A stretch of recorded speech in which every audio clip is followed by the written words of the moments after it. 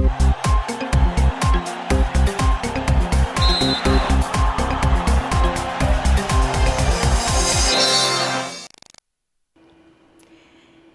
asante Lulu Ali, na sasa ni ule muda mwanamichezo kwenda kudunda viwanjani. Wako dimbani muda huu ni mimi winga teleza Witness Ngalawa, karibu. Timu ya taifa ya wanawake ya Tanzania Twiga Stars imeaga mashindano ya WAFCON baada ya kupoteza mchezo wake wa mwisho wa hatua ya makundi baada ya kukubali kichapo cha bao 2-1 dhidi ya Ivory Coast. Taarifa zaidi na Eden Bahati. Akizungumza baada ya mchezo kumalizika katika uwanja wa Stade Prince Moulay Hassan mjini Rabati, kocha mkuu wa timu ya taifa kwa upande wa wanawake Bakari Shime Mchawi Mweusi ameeleza ugumu wa michuano hiyo, huku akiamini michuano hii imetoa somo kwa Twiga Stars kuelekea michuano ijayo. Tumeweza kucheza kwenye mpango wetu, tulikuwa tunajua madhaifu ya Ivory Coast, kwa tunajua kipindi cha pili wanapoteza shape, na tulipaswa kucheza kwa nidhamu kubwa kipindi cha kwanza ili tupeleke katika wakati ambao wao walikuwa na madhaifu. Kwa bahati mbaya kimetokea kimetokea, na ilikuwa ni malengo yetu sisi kama timu kuja kufanya vizuri kwenye mashindano, lakini kwa bahati mbaya hatukufika malengo ambayo wao wangeyatamani na sisi tungeyatamani pia. Kwa hiyo mwisho wa shindano hili tunakwenda kukaa chini kuhakikisha kwamba wakati unaokuja tuwe mara zaidi. Eden Bahati, Channel 10 Michezo. Asante Eden Bahati. Na huko Arusha, Spika wa Bunge la Jamhuri ya Muungano wa Tanzania Musa Azan Zungu ametembelea na kukagua maendeleo ya ujenzi wa uwanja wa mpira wa miguu ambao unajengwa jijini Arusha kwa ajili ya mashindano ya mataifa ya Afrika AFCON mwaka 2027. Akizungumza wakati wa ziara hiyo, Zungu ameipongeza serikali ya awamu ya 6 chini ya uongozi wa Rais Daktari Samia Suluhu Hassan kwa uwekezaji mkubwa katika miundombinu ya michezo, akisema hatua hiyo itaiwezesha Tanzania kuwa mwenyeji bora wa AFCON mwaka 2027 na kuacha urithi wa maendeleo katika sekta ya michezo. Ziara hiyo pia ilihudhuriwa na Katibu wa Bunge ndugu Baraka Leonard, Katibu Tawala wa Mkoa wa Arusha Daktari Toba Nguvila, pamoja na wajumbe wa Kamati ya Kitaifa ya Maandalizi ya mkutano wa 153 wa Umoja wa Mabunge Duniani IP, ambao walijionea hatua mbalimbali za utekelezaji wa mradi huo. Hii ni ziara maalum. Tulikuja Arusha kwa ziara ya mkutano wa IPU ambao utafanyika tarehe 5. Tumeona na Katibu wa Bunge, tumekuja hapa na rais kuja kukagua maendeleo ya uwanja ya mashindano ya AFCON, na kwa kweli tumejiridhisha.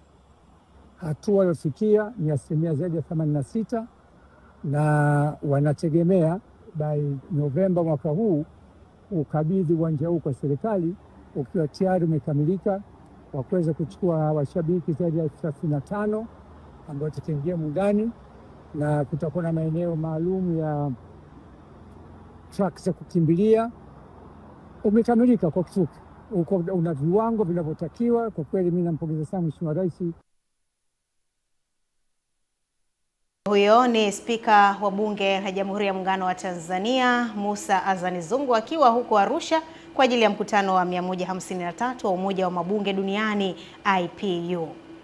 Katika taarifa nyingine, timu ya taifa ya wanaume ya fursa imeendelea kuimarisha makali yake kwa kufanya mazoezi makali katika uwanja wa Philbert Bayi, ikiwa ni sehemu ya maandalizi ya michezo miwili ya kirafiki dhidi ya Misri. Akizungumza akiwa mazoezini, mchezaji wa timu ya taifa ya wanaume ya fursa Laurent Haji amesema maandalizi yanaendelea vizuri na morali ya wachezaji ipo juu kuelekea kwenye michezo hiyo miwili dhidi ya Misri.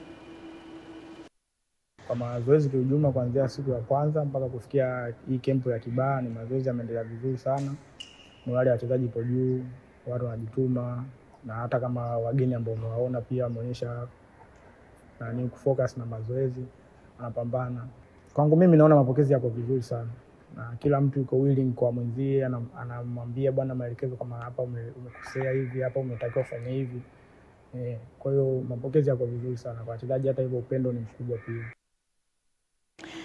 Naam, na katika mchezo wa kuogelea, muogeleaji wa timu ya taifa Colin Saliboko amesema ushiriki wake katika michezo ya Jumuiya ya Madola mwaka 2026 iliyohitimishwa wiki iliyopita imeongeza kiwango chake cha uzoefu na kumpa mwanga mpya wa ushindani wa kimataifa. Saliboko ameeleza kuwa kukabiliana na waogeleaji wa viwango vya juu kutoka mataifa mbalimbali kumemsaidia kuboresha mbinu zake za kiufundi, kuongeza kujiamini na kuelewa maeneo yanayopaswa kuyafanyia kazi ili kufikia mafanikio makubwa zaidi.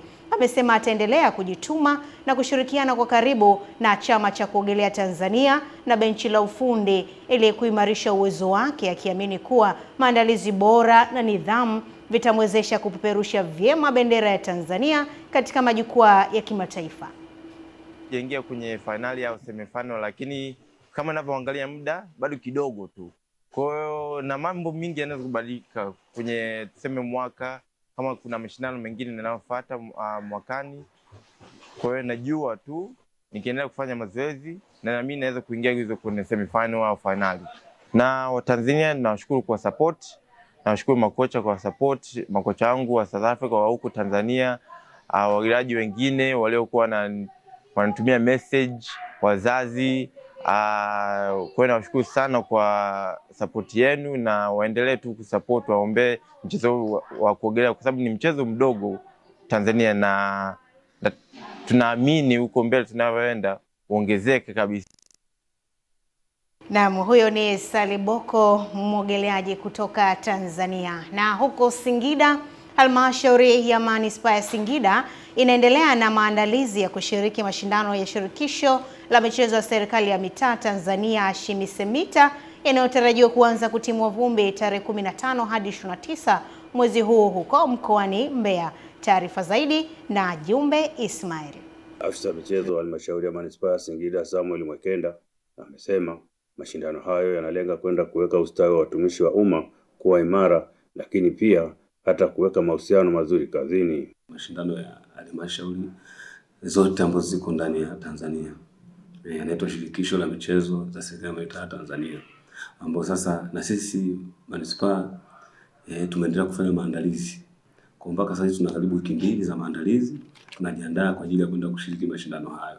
Hiyo inalenga zaidi kwenda kuweka ustawi wa watumishi wa umma kuwa imara, lakini pia kurudisha kuweka mahusiano mazuri kazini, lakini pia ndio tunasema na kutengeneza exposure kwa watumishi. Mwekenda hata hivyo akahitaja michezo. Kuna timu ya netball iko pale, kuna timu ya mpira wa miguu wanaume, lakini kuna timu ya handball wanaume kwa wanawake, tuna timu za volleyball zipo zinafanya mazoezi, lakini pia tuna timu ya basketball wako wanaendelea mazoezi, lakini pia tuna timu za bao, draft pamoja na karata. Nikiripoti kutoka mkoani Singida, ni mwana michezo wako kiungo mstaarabu Jumbe Ismail wa Channel 10.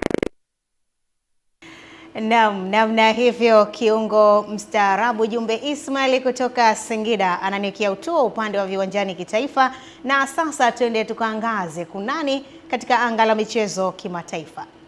Nyota wa tenis kutoka Belarus Alina Sabarenka ameunga mkono hatua mpya ya chama cha tenis cha wanawake WTA kuhusu kuanzishwa kwa vipimo vya vinasaba kwa wachezaji wa kike, akisema lengo ni kuhakikisha ushindani wenye usawa katika mchezo huo. Sabalenka ametoa kauli hiyo akiwa kwenye mashindano ya National Bank Open yanayoendelea mjini Toronto, Canada, ambapo ameeleza kuwa ni muhimu kuwepo kwa mazingira ya ushindani yanayolinda haki za wachezaji wote.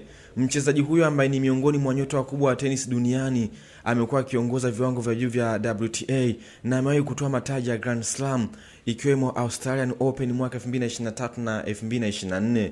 Sera hiyo mpya ya WTA imeibua mjadala katika ulimwengu wa tenis, huku baadhi ya wachezaji wakitaka kuhakikisha hatua yoyote inayochukuliwa inalinda usawa bila kuathiri haki na faragha za wanamichezo. Eden Bahati, Channel 10 michezo kimataifa. Asante golikipa wa kisasa Eden Bahati kwa kutujuza hayo ambayo yamejiri katika anga la michezo kimataifa.